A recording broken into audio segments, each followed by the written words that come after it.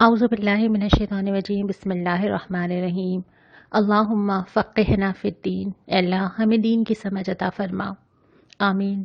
آج ہم پارہ نمبر 5 کا آغاز کریں گے اور پارہ نمبر 5 میں بھی سورہ نساء کا تسلسل ہوگا۔ پہلے ہم نظر ڈال لیں ان جوابات پر جو آپ نے ہمیں بھیجے ہیں۔ جو سوال میں نے آپ سے کل کیا تھا کہ سورہ آل عمران میں وہ کون سے اہل جنت کے اوصاف ہیں جن کا ذکر آیا ہے، اور یہ تقریباً 6 اوصاف ہیں۔ اس میں پہلا ہے تقوی، یعنی اللہ تعالیٰ سے ڈرنے والے ہوتے ہیں۔ دوسرا یہ کہ ہر حال میں آسانی ہو یا مشکل اللہ کے لیے خرچ کرتے ہیں۔ تیسرا یہ کہ غصے کو پی جاتے ہیں، اور نہ صرف غصہ پیتے ہیں، چوتھا کیا ہے کہ دوسروں کے قصور معاف بھی کر دیتے ہیں، یعنی اپنے دل کو بھی صاف کر لیتے ہیں۔ اگلا ہے کہ اللہ کی طرف پلٹتے ہیں، قصور غلطی ہو جاتی ہے لیکن اللہ کی طرف واپس آ جاتے ہیں۔ اور آخری یہ ہے کہ اپنے کیے پہ اصرار نہیں کرتے۔ اللہ تعالیٰ یہ صفات ہم سب کے اندر پیدا فرما دے۔ پارہ نمبر 5 کے جو پہلے ربع کا ہم جائزہ لیتے ہیں تو ابتدا ہوتی ہے کہ ایک دوسرے کے مال باطل طریقے سے نہ کھاؤ۔ یہ اصول ہے اور اس اصول کے اوپر اپنی پوری زندگی کو دیکھا جا سکتا ہے۔ اب مال کو باطل طریقے سے کھانے کی بہت ساری شکلیں ہیں۔ اس میں کسی کی کوئی چیز لے کے واپس نہ کرنا، کسی کے تھوڑا مال لے لینا اور اس معاملے میں سستی اختیار کرنا، کسی کا جو حق میرے ذمے آتا ہے وہ اس کو ادا نہ کرنا، وصیت کو اس طرح تقسیم نہ کرنا جس طرح کرنا چاہیے، یہ تمام چیزیں جو ہیں یہ باطل طریقوں کے اندر آتی ہیں۔ تو جو بھی اپنا کسی کا بھی مال باطل طریقے سے کھاتا ہے وہ گویا اپنے پیٹ کو آگ سے بھرتا ہے۔ اس کے بعد جو ہدایت کی گئی کہ بڑے گناہ سے بچو، اگر تم بڑے گناہوں سے بچو گے تو چھوٹے چھوٹے گناہ اللہ تعالیٰ ساقط کر دے گا۔ اب یہ بڑے گناہ کیا ہیں؟ مولانا مودودی نے تفہیم القرآن میں اس کو 3 حصوں میں تقسیم کیا ہے کہ 3 چیزیں ہیں جن کی کیٹیگری میں جو چیز آتی ہیں وہ بڑے گناہ ہیں۔ پہلی چیز یہ ہے کہ کسی کی حق تلفی کی جائے، یعنی جس کا جو حق ہے وہ دینے کے بجائے اس کو مار لیا جائے۔ کل ہم نے یہ پڑھا تھا کہ اللہ سے ڈرو جیسے کہ ڈرنے کا حق ہے، یہ اللہ کا حق ہے۔ اللہ کی عبادت کی جائے، اللہ کی اطاعت کی جائے، اللہ کے دیے ہوئے نظام کو قائم کیا جائے، اللہ کے بھیجے ہوئے پیغمبر کی اطاعت کی جائے، اللہ کی دی ہوئی کتاب کی اطاعت کی جائے، یہ تمام چیزیں اللہ کا حق ہیں۔ دوسری چیز ہے انسانوں کا حق جو اللہ تعالیٰ نے ہم سب کے اوپر رکھا ہے، اور تیسری چیز یہ ہے کہ اپنے نفس کا حق، یعنی میرے نفس کا بھی یہ حق ہے کہ میں اس کو جہنم میں جانے سے بچاؤں، اور پھر میرے نفس کا بھی یہ حق ہے کہ جو اللہ تعالیٰ نے اس کے لیے جو راستہ بتایا ہے میں اس کو اسی راستے پہ لے کے جاؤں۔ تو کسی بھی قسم کی حق تلفی اس کے اندر آتی ہے۔ دوسری چیز یہ ہے کہ اللہ سے بے خوفی اور کبر کو اختیار کرنا، یعنی اللہ کے بجائے کسی اور کی اطاعت کرنا، اللہ کے مقابلے میں کسی اور کو لا کے کھڑا کر دینا، خواہ وہ کوئی حکومت ہو، کوئی لیڈر ہو، کوئی نظام ہو، کچھ بھی ہو، کسی بھی چیز کو اللہ کے مقابل لا کے کھڑا کر دینا۔ اور تیسری چیز یہ ہے کہ تعلقات اور روابط، اب تک ہم نے جتنے سپارے پڑھے ہم نے بار بار پڑھا ہے، رشتہ داروں سے حسن سلوک، ماں باپ سے حسن سلوک، ساتھ والوں سے حسن سلوک، مسکینوں کا خیال رکھنا۔ تو جو انسان ہم سے جڑے ہوئے ہیں اور جتنی قربت اور جتنا رحم کا تعلق ہے اتنا زیادہ حق بڑھ جاتے ہیں۔ تو جتنے انسان ہم سے جڑے ہوئے ہیں ان سے تعلقات اور روابط کو بگاڑا نہ جائے، اور اگر ایسا کیا جائے تو یہ بھی بڑے گناہوں میں آتا ہے۔ تو ان 3 چیزوں کے اندر بہت ساری مزید چیزیں آ جاتی ہیں جن سے بچنا بہت ضروری ہے، کیونکہ چھوٹے گناہ تو ہم سے ہو ہی جاتے ہیں۔ اور اس کے بعد یہ ہے کہ مرد عورتوں پر قوام ہے۔ ابھی تک ہمیں صرف ہم چھٹا حصہ قرآن کا پڑھ چکے ہیں، اور اب تک جتنی بھی آیات آئی تھیں وہ اب تک مرد و عورت کی مساوات پر تھیں، دونوں کا پیدا ہونا، دونوں کا عبادت میں برابر ہونا، دونوں کا ایک دوسرے پہ حق ہونا۔ صرف یہ والی آیت اور ایک وراثت کی آیت جو ابھی اس بارے میں ہم آئے گی، جس میں تھوڑا تھوڑا وہ فرق رکھا گیا ہے جس کی بنیاد پہ آئلی نظام چل سکے۔ تو یہاں پہ ہے کہ مرد عورتوں پہ قوام ہے کیونکہ وہ اپنے مال خرچ کرتے ہیں۔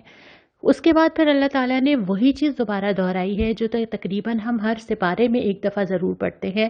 ہم نے کل یہ پڑھا تھا کہ تم وہ بہترین امت ہو جسے اس قوم کی ہدایت کے لیے لایا گیا ہے، اور یہاں پہ کہا گیا ہے کہ روز قیامت اللہ تعالیٰ ہر امت سے ایک گواہ لائے گا۔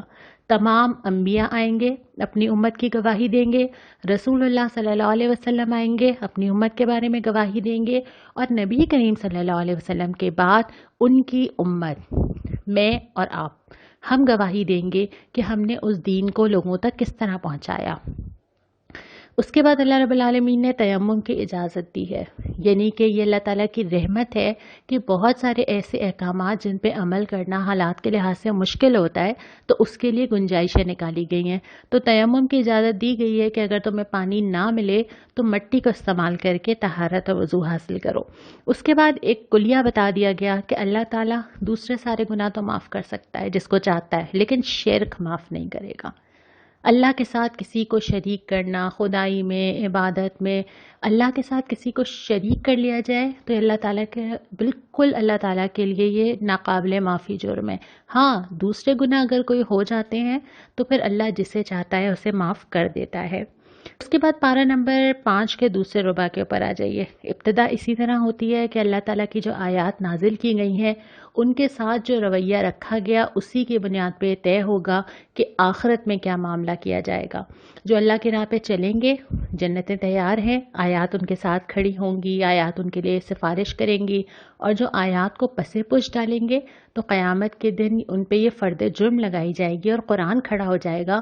یہ قرآن ہی میں بتایا گیا ہے کہ قرآن کھڑا ہو جائے گا کہ انہوں نے میری آیات کو پس پش ڈال دیا تھا۔ اس کے بعد مسلمانوں کو مخاطب کر کے ہدایت کی گئی ہے کہ اے مسلمانوں، اپنی امانتیں اہل امانت کے سپرد کر دو۔ ان امانتوں میں کیا کیا چیزیں آتی ہیں؟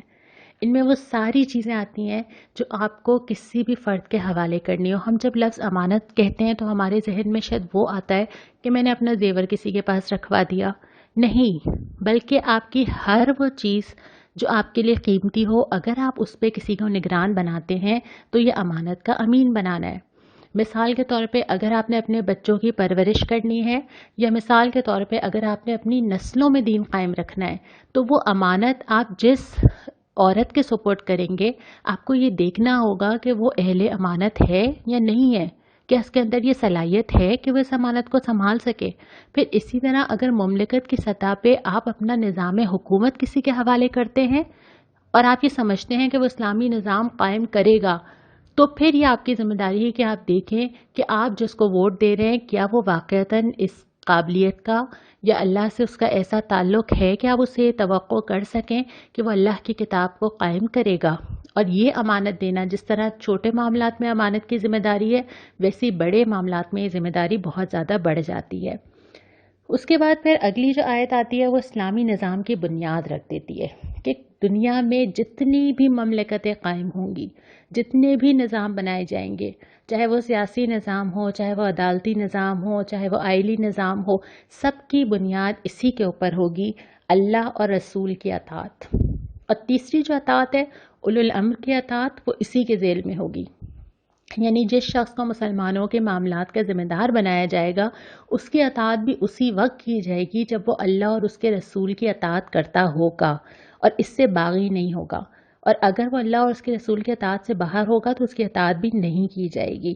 تو یہ جو نقطہ ہے نا، یہ جو ہمارے قرارداد مقاصد کا بھی نقطہ ہے کہ پاکستان میں کوئی قانون اللہ اور اس کے رسول کے حکم سے باہر نہیں بن سکے گا۔ یہ الگ بات ہے کہ ہم اس پہ کتنا عمل کرتے ہیں یا نہیں کرتے ہیں، لیکن قرآن کی ہدایت یہ ہے کہ ہر چیز میں جو غالب ہوگا وہ اللہ اور اس کے رسول کا فیصلہ ہوگا۔ اور پھر اس کے برعکس جو اگلی مثال دی گئی کہ بہت سے اہل ایمان ہیں جو دعوت ایمان کا کرتے ہیں لیکن رجوع طاغوت کی طرف کرتے ہیں۔ ہم لفظ طاغوت کا مطلب لیتے ہیں شیطان، لیکن اللہ تعالیٰ پورے قرآن میں ہر اس شخص کو، اس نظام کو، اس بادشاہ کو، ہر سربراہ کو، ہر انسان کے اپنے نفس کو بھی طاغوت کہتا ہے، جس کو انسان اللہ کو چھوڑ کر مانے، اور ہر انسان کے لیے وہ طاغوت مختلف ہے۔ یعنی میرے لیے وہ طاغوت کچھ اور ہے اور آپ کے لیے وہ طاغوت کچھ اور ہے۔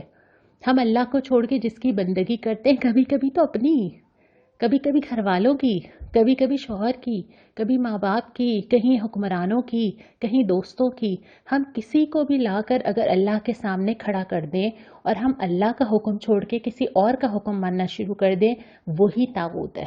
اور یہ طاغوت ہم سب کے گھروں میں بھی ہو سکتا ہے، نفس میں بھی ہو سکتا ہے، اور پھر یہ عالمی سطح پہ آپ کسی کو بھی دیکھ لیجئے کہ جو اللہ سے بغاوت پر قائم ہے وہ اس طاغوت کی ایک شکل ہے۔ اور اس کے بعد اگلا جو اصول بتا دیا وہ یہ رسول اللہ صلی اللہ علیہ وسلم کی اطاعت کے بغیر ایمان قبول نہیں ہے۔ رسول کی اطاعت بھی کرنی ہے اور بلا چوچنا کرنی ہے، دل میں کوئی کھٹک، کوئی کسک نہ ہو۔ اس کے بعد ہم آتے ہیں تیسرے ربع کی طرف. اس میں جو ہے وہ منافقین سے معاملہ کرنے کے بارے میں وہی ہدایات ہیں جو ہم نے سورہ بقرہ میں پڑھی تھیں. قتل عمد کا کفارہ ہے کہ اگر غلطی سے قتل ہو جائے تو اس کا کفارہ کیا ہوگا. اللہ کے راہ میں جہاد کرنے والے اور نہ کرنے والے برابر نہیں ہیں. جو اللہ کے لیے وقت دے رہا ہے، جان دے رہا ہے، مال دے رہا ہے، وہ اس درجے پر ہے کہ بیٹھے رہنے والا اس درجے تک نہیں پہنچ سکتا. تو جس نے اللہ کے لیے جو لگایا وہی اس نے پایا. اور اس کے بعد دو اہم احکامات آتے ہیں. ایک صلاۃ القصر کا آتا ہے کہ اگر سفر میں ہوں تو نماز کو چھوٹا کر لیں. دوسرا صلاۃ الخوف کا آتا ہے کہ اگر کہیں جنگ کا میدان ہو اور جہاں ہتھیار رکھنا ممکن نہ ہو تو وہاں نماز کیسے ادا کی جائے. اس کے بعد پارہ نمبر 5 کا چوتھا ربع ابتدا ہوتی ہے اللہ کو چھوڑ کے شیطان کو معبود بنا لینے کے بارے میں. اور اس کے بعد اللہ تبارک و تعالیٰ ذکر کرتے ہیں کہ شیطان نے کیا کیا دعویٰ کیا تھا. اور بہت سارے انسان شیطان کی بتائی ہوئی راہ پر چل پڑتے ہیں. شیطان نے دعویٰ کیا تھا کہ میں مقرر حصہ لے کر رہوں گا ہر انسان کے وقت میں سے، مال میں سے، صلاحیت میں سے. تو ہم سب کے پاس جو جو اللہ رب العالمین نے ہمیں چیزیں دی ہیں ان سب میں سے حصہ کیا شیطان کو تو نہیں چاہ رہا؟ یہ سوال ہم سب اپنے آپ سے کریں. دوسرا شیطان نے کہا تھا کہ میں انہیں بہکاؤں گا اور آرزوؤں میں الجھاؤں گا. یعنی جو حاصل ہو گیا ہے اس کے بعد مزید جو ہے اس کے بعد کیا لینا ہے، کیا چاہیے. ہم سب کی زندگی کے ہر دور میں کبھی ایسا نہیں ہوا کہ ہمیں لگے کہ اب مجھے بس اب کچھ نہیں چاہیے زندگی سے. اور یہ آرزویں تو حدیث بتاتی ہے نا کہ انسان اپنی تمنائیں اور آرزویں لے کے چلتا جاتا ہے یہاں تک کہ قبر تک جا پہنچتا ہے. تو ہر وقت انسان کے سامنے ایک فہرست ہوتی ہے کہ اچھا اب میری زندگی میں یہ خواہشات ہیں. تو شیطان نے یہ کہا تھا کہ میں انہیں آرزوؤں میں الجھا دوں گا. پھر یہ کہ میرے حکم سے جانوروں کے کان وہ پھاڑیں گے، یہ اس وقت کا ایک انداز تھا، ایک رواج تھا. اور اس کے بعد یہ کہ میرے حکم سے خدائی ساخت میں رد و بدل کریں گے. اور اس میں دونوں چیزیں شامل ہیں. یہ بھی شامل ہے کہ شکل بگاڑ لی جائے اور یہ بھی شامل ہے کہ اللہ تعالیٰ نے جس چیز کو جیسے پیدا کیا اس کے بجائے اس سے کچھ اور کام لیا جائے.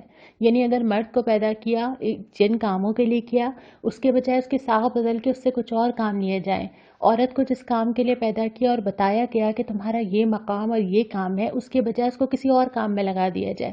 اور یہ ساری چیزیں جن کو اللہ تعالیٰ نے پیدا کیا ان سے وہ کام لینے کے بجائے ان کے لیے کوئی اور رول اگر مقرر کر دیا جائے، یہ سب خدائی ساخت میں رد و بدل ہے. اور اس کے بعد پھر ازدواجی معاملات شروع ہوتے ہیں. لیکن یہاں پر بھی دوبارہ وہ سبق دہرایا گیا اور وہ یہ کہ نفس تنگ دلی کی طرف مائل ہو جاتے ہیں. اگر انسان اپنے نفس کے مطابق معاملہ کرے گا نا کہ مجھے کیا پسند ہے، میں کیا چاہتی ہوں، میری حدود کیا ہے، میری ذمہ داری کیا ہے، لائن کھینچی جائے، حقوق و فرائض پہ بحثیں ہوں تو رشتے کبھی نہیں چل سکتے. لہٰذا رشتوں کی بنیاد اگر رکھنی ہے تو تقویٰ چاہیے، اللہ کا خوف اور احسان چاہیے. یعنی اپنے حق میں کبھی کم پہ بھی برداشت کر لینا اور دوسروں کا حق آگے بڑھ کے دے دینا. اگر ہم ان بحثوں میں پڑے رہیں گے جس میں ہم ایک دوسرے کے حقوق و فرائض ہی ناپتے رہیں گے تو رشتے نہیں چلتے. رشتے جو چلتے ہیں نا وہ احسان کے معاملے پہ چلتے ہیں، محبت سے چلتے ہیں، اللہ سے تقویٰ پہ چلتے ہیں. تو یہ وہ بنیاد ہے جو اللہ تعالیٰ نے بار بار ذکر کیا درمیان میں. احکامات بھی دیے ہیں، حقوق و فرائض بھی بتائے ہیں، لیکن ساتھ ساتھ یہ تلقین بھی کی ہے کہ یہ سارے اصول، یہ سارے ضوابط، یہ سارے احکامات دھرے کے دھرے رہ جائیں گے اگر تمہارے دل میں خوف خدا نہیں ہوگا. تو خوف خدا کی بنیاد پہ ہی یہ تمام چیزیں جو ہیں وہ چل سکتی ہیں. اور آخر میں فرمایا کہ انصاف کے علم بردار بنو، خدا واسطے کے گواہ بنو. تمہیں زمین پہ عدل قائم کرنا ہے، اپنی زندگیوں کے اندر بھی اور اجتماعی حیثیت سے بھی. آج جو جواب آپ مجھے بھیجیں گے وہ یہ ہے کہ طاغوت کسے کہتے ہیں؟ آپ کیا سمجھتے ہیں کہ طاغوت کیا ہے؟ اور ہم اپنی زندگی میں، آپ سب اپنے اپنے بارے میں لکھیں گے، ہم اپنی زندگی میں کس طاغوت کی بندگی کرتے ہیں؟ یعنی ہماری زندگی کا طاغوت کیا ہے؟ اور آج کی جو دعا ہے یہ سورہ آل عمران ہی کی آیت ہے. آیت تو بہت بڑی ہے، میں اس کا ایک ٹکڑا پڑھ کے یہاں پہ اپنی بات کا اختتام کرتی ہوں. ربنا فاغفر لنا ذنوبنا وکفر عنا سیئاتنا وتوفنا مع الابرار. اے اللہ ہم سے جو قصور ہوئے ہیں ان سے درگزر فرما، جو بنائیاں ہم میں ہیں انہیں دور کر دے اور ہمارا خاتمہ نیک لوگوں کے ساتھ کرے. جزاک اللہ.